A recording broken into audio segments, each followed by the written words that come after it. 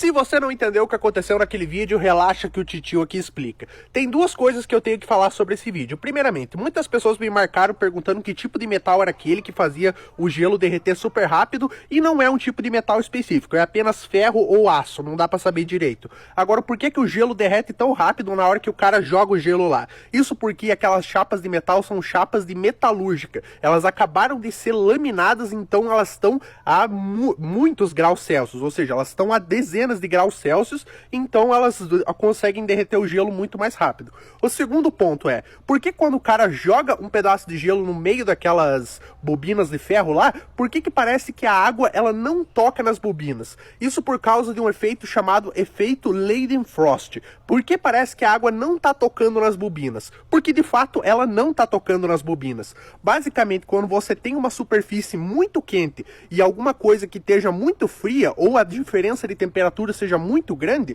basicamente acontece uma camada de vapor na área que os dois materiais se tocam. Isso faz com que eles não se toquem de fato. Inclusive, existe um vídeo de um cara que tem uma cascata de ferro quente caindo, e ele vai lá e fica batendo com a mão dele, e ele não se queima, justamente porque a umidade da mão dele acaba evaporando antes do metal líquido acabar tocando na mão dele. Então isso faz com que ele não se queime. É por causa do efeito Leidenfrost. Se você tem um fogão a lenha, você já deve ter notado que quando tu joga água em cima dele, a água fica pulando, justamente porque ela acaba criando uma camada de vapor entre a água e a chapa e faz com que os dois não se toquem. Então é basicamente isso que aconteceu. As chapas estavam muito quentes e a água não toca nas chapas por causa do efeito Leidenfrost. Beleza?